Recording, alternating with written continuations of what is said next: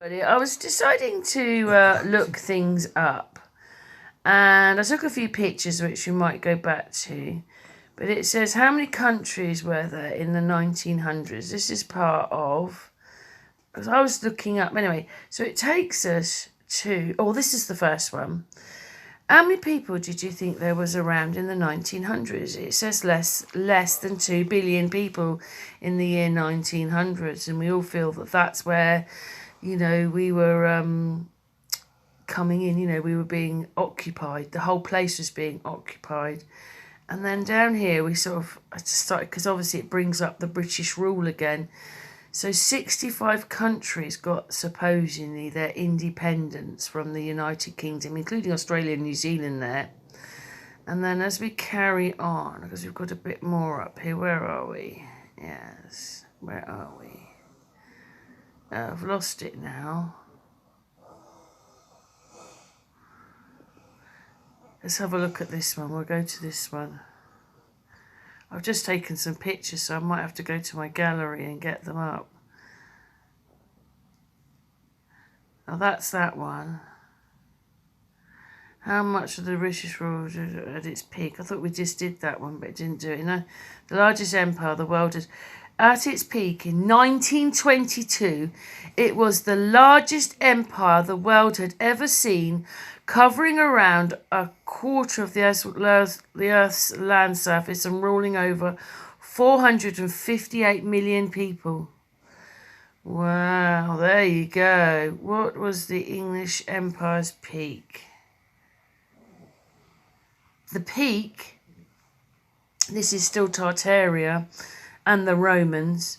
The British Empire was at its largest in 1919.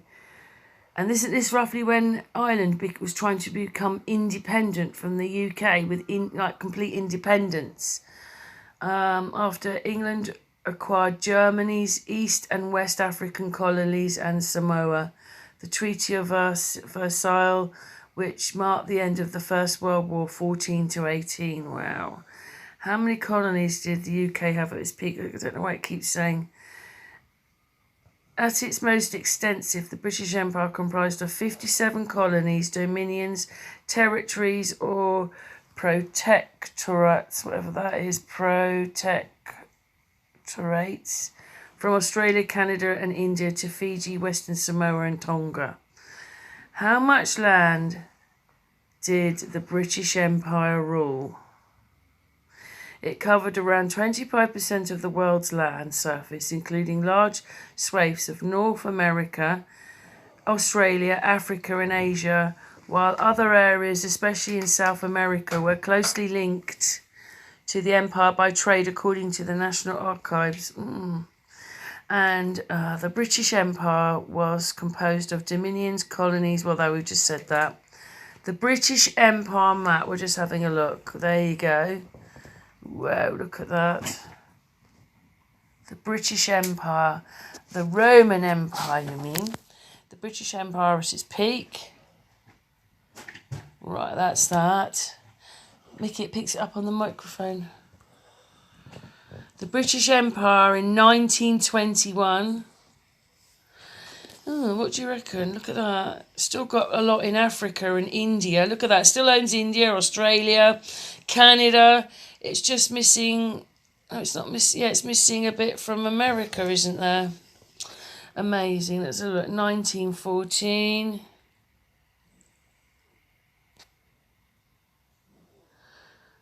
British Empire, 1922. Oh, that one looks a bit different.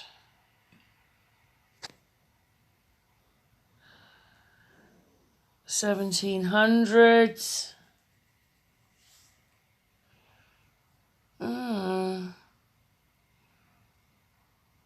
The World Map Empire, 1914. So you see how big this Roman Empire was. Spanish Empire, what's that? Union Jack? Oh, that's nothing.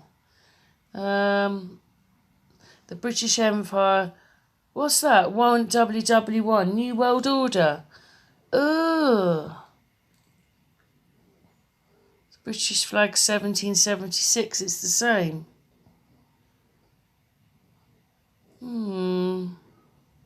Well, that's all very interesting. When was the British Empire at its peak? How long did the British Empire last? Let's have a look, see what it says. Spanning over 400 years, historians continue to research and discover new things about the British Empire. And today, more than ever, people are recognising, questioning and understanding the full story behind the important part of this world history. Yeah, because that's the Roman Empire and it took over everywhere. When did the British Empire fully end? It hasn't. Look at that, 1997. As if that's just down the road. It's just such freak. What do you call it? It's not that long ago. Okay, well that was with Hong Kong. Hong Kong, yeah. How long did the British Empire exist? Well, I think it's probably still going. That's the same one as that. Why did the British Empire fall? The First and Second World War, but we all saw it went on until 1997, so it didn't fall then, did it, because of the First and Second World War. When did the British Empire start? 1497. So that's going to be Henry VIII again, isn't it? Look, key events. The British Empire began in its formative years in the 16th century. See, Henry VIII. I knew it. I've always said it's Henry VIII. How long did the British... Well, we don't have to worry because it's still going. How many countries did the British Empire rule? We've done that one. Done that one. We've done those ones. I thought that was just interesting just to show you that, because the British Empire still goes. And even if it doesn't show up on paper, all they've done is change the legality, but it's still the same thing. Like the Queen owned Buckingham Palace, and now the monarchy does. So they changed the law so that the monarchy owns the Buckingham Palace. But who is the monarchy? The Queen. So it hasn't really changed, but they've legally changed things to make things look different. Anyway, we're going to go to a gallery because I took a few pictures in there as well. So we'll go to my gallery. Come on. Come up. Come on, darling. Come on. Oh, it's waiting for me to type something in. Whoops. That should be enough. Is it going to do it? There we go, gallery. There it is. We're just going to look at a few pictures. Oh, it's a bit slow, my phone, just like my computer. So, it says I haven't got enough space, but we did manage to get these pictures in here. So here they are. So I think we start here at this one. So I was looking at, I just came up with these bits on the map, so obviously you can read that bit. And actually what that says is that Ordnance Survey maps weren't really around. And the first ones they did were in the 1860s, 70s and 80s. But we've just been doing maps. We've just put one out about Australia. So they could map the world, but they couldn't do Ordnance Surveys of towns until 100 and nearly 200 years later. So that's all a bit bizarre, don't you think? If they were making Ordnance Survey maps of the world, why weren't they doing it for the towns before? Right, and on to this one. So that says obviously 6 inches, but this is obviously old stuff, so you can read that one. Just find it fascinating when you find it, but obviously we don't know if we can trust any of their stuff, but we keep looking. And then what is the number OS?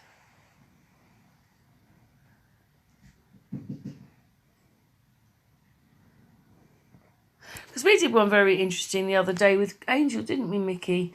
When he was talking about when he added up all the numbers, and they were just ordinary things, and you added it up, and then it got to the circumference of the world.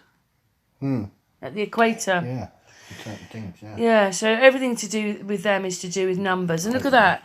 In the year 1900, there was less than 2 billion people. So this is where we think that we were being put back in the late, in the 1800s, 1900s. Filling up. And then there's a total of 65 countries who've claimed their independence from that Roman Empire, but they're not really, because Ireland still, and Southern Ireland still, the first person they go to is Charles. So it's the monarch, so they haven't broken free. These are the lies they're going to tell us. And then look at that. That says the list of countries that have become independent from the UK, but we know they haven't, because the monarchy has the Commonwealth. Then the countries around us, like the Isle of Man, Guernsey and Jersey, they're called other things, and you can gamble there and have lots of offshore accounts and stuff like that. And then we know Independence Day was a lie, and that was a corporation to the United Kingdom, not independence, even though we weren't running it. Me and Mickey were looking at maps the other day, weren't we, Mickey? And it wasn't us, it was the French and the Spanish. All over Canada and that. It wasn't. We were nowhere near America, so I just don't understand. It was all to do with lies anyway, and to keep the hold on America, not to let go. But anyway, look at that. That's interesting. And then look at these things. You can look. Evolution of I can't say it. Dominions to independence. Military occupations that did not retain the pre-war central government. It goes on. I just found that they were quite interesting. And the two countries that didn't break away from the UK were Northern Ireland and Scotland. So that's crazy, just two of them. Oh, that's the end of the pictures. I just thought that was a little bit fascinating, and adding a little bit more of a video talking, well, how much of that is really real, because we've never broken away. There's still the Roman Empire. There's still all these things when they say that we've broken away, but we haven't. And you can see that at one point the English was the biggest, it's the biggest occupied territory, the whole thing, the empire is the biggest in the world's ever seen. Bigger than the Ottoman, they don't talk about that, do they, Mickey? No. And how could such a small... The Ottoman Empire, no. That's a different one. They don't really talk about the British Empire like that, though, do they? The biggest empire in the world. And not just that, you know...